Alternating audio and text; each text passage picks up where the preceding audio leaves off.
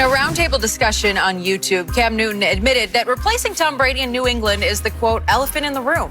Cam still seems confident, saying the Pats offensive coordinator, Josh McDaniels, can now call plays he was never able to call with Brady. So, Shannon, do you like what Cam said here? Well, you got to have confidence. You're replacing a guy, Skip, that went to 9 Super Bowls and won 6, and he's on the short list. He's first or second, however you want to dice it up, as the greatest quarterbacks to ever live. So there's a lot of confidence that you have to replace that guy, because you can't shrink. Like, Tom, I'm coming right after Tom Brady. What am I going to do? But he's right. There are going to be things that Josh can call that he could never call with Tom. But there are also things that Josh could call with Tom that he's not going to call with Cam. But I like the confidence, and Cam has to have that. Cam has to believe that I'm the Cam of old and not an old Cam. Yep. So he's going in there with the confidence. He's beating his chest. He's letting you know, I'm coming, guys.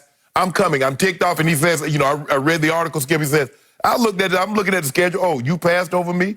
You could have had me. You turned me down. Yeah. So all y'all gonna feel all this pain that I'm feeling. Yep. Y'all gonna feel that. And by the way, New England plays the hardest schedule in the league off last year's one loss. So correct. That's probably music to Belichick's ears. Like, well, good. Yeah, I want to got his motivated. I want to get back at somebody. I still don't think nearly enough is being made about how hard it's going to be to replace that legend in that stadium, in that city, in that state and region. This is the most beloved Boston athlete ever. And the Boo Birds are going to come out, and it's a tough place. I believe it would be a tough place for a black quarterback to succeed unless they succeed at the highest level, the Brady-esque level. Yeah. So my point is, this is extreme pressure and extreme degree of difficulty. And there are very few humans who are capable of stepping into those shoes or those cleats in that stadium. Yeah, absolutely. And on my short list would be Drew Brees, Aaron Rodgers, Russell Wilson, maybe Patrick Mahomes could now. He could step in and be okay with it without crumbling, because it could eat you alive. Right. I put Cam near the top of that list because the one thing some people hold against him, that arrogant confidence, that's what you need to do this. Right. So I loved what he said, because he's right.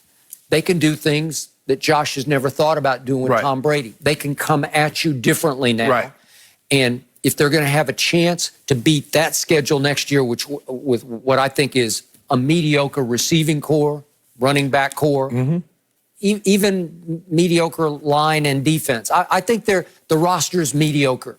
It's the back four, the defensive backs, they're pretty good. That's the strength, that's the strength maybe of the whole team.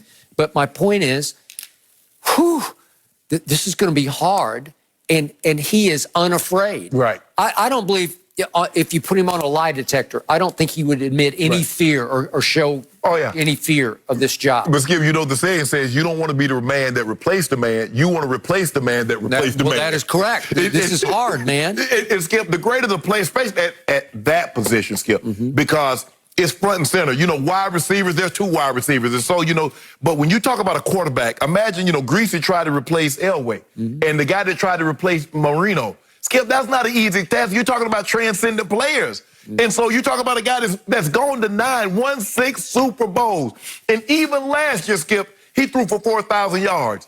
So that's what you're walking into. And the fans, think about the success that they've enjoyed. Because even when I played, there were times that we didn't make the playoffs. There were times that Miami didn't make the playoffs. The fans, they don't know anything but playoffs. They don't know anything but deep playoff runs. Most spoiled fans in the world are those fans. So now, I mean, 10-6, you better not. They used to 12-4, 13-3, Skip, 14-2. That's what they're used to.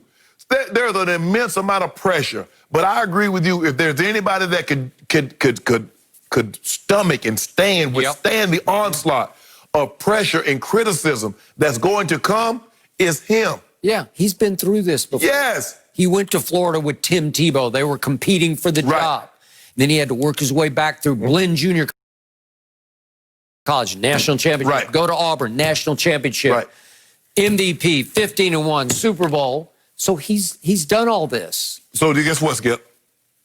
New England is his Blinn Junior College because he got to go prove himself. He does. He had to go to Blinn to prove himself. Yeah. He goes to Auburn and boom, wins the national championship, Yeah. becomes the #1 overall draft pick. Well, this is his Blinn Junior College moment. Yeah. He has to go prove So himself. what I don't know, you don't know, nobody knows, Cam might not know, can he take the pounding? Because if Josh is going to start calling Cam-type plays, Right. if he's going to hold the ball a little longer than Tom did, if he's going to run with the ball occasionally and try to run over people, at 31, can he take the hits he used to take?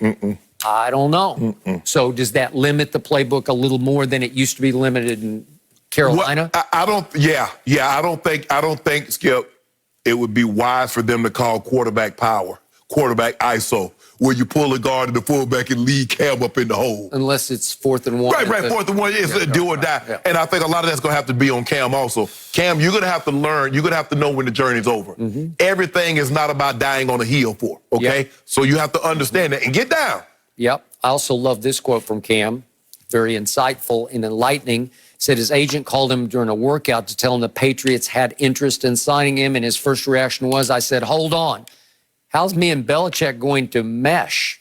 Well, that's a good question. That's what everybody was thinking, Skip. Well, that's what he said right out of the box. And Coach Belichick all about putting, say, look here, I'm going to put you in a position to succeed. Okay, that's what Odell, who was on this conference call, Odell Beckham Jr. said to Cam. He said, no, Belichick will put you in the right place. And that's what he said, because I've been doing it for 20 years. I put that guy, I propped that guy up. That was a 6th-round draft pick that I propped up, made look good.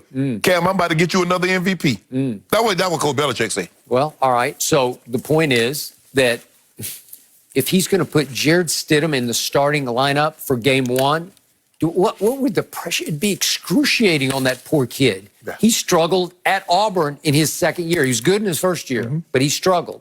Does he have ability? Yes, he does. Does he have the intangibles? I didn't see him in the 2nd go-around. He was losing his poise and his way and his concentration. Even at Cam, I think Cam is going into year 10. Even though Cam has the coming off the foot, coming off the shoulder, and yes, he's taken some, he's been battered. He's still better than Stead. I would hope so. Stead still don't have that. Stead never have that kind of talent. Even right now, Stead does not have the talent that Cam Newton had 10 years in the league. So... And remember, they're saying it's a 3-way competition with Brian Hoyer, who's been, well, he's been decent in the league. This is his 3rd stop in New England. And again, Cam's going to be way behind. Those two are going to know this offense a lot Brian better. Hoyer's been in this offense or a semblance of this offense basically his whole career. But Skip, Brian Hoyer is that little donut tire.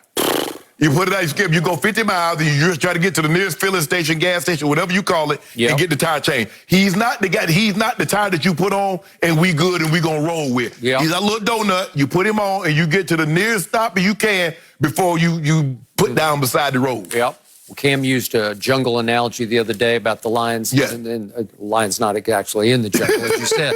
But again, he's talking about the elephant in the room. Well, the lion's about to enter the room, and the lion's not going to be afraid of that elephant. Yeah. Whew, I hope I'm never compared to a donut tire. That's not a good one. No, it makes sense, but maybe not the best. All right, let's talk about a few other quarterbacks, guys. Is Kyler Murray right on the heels of Patrick Mahomes? We discuss next.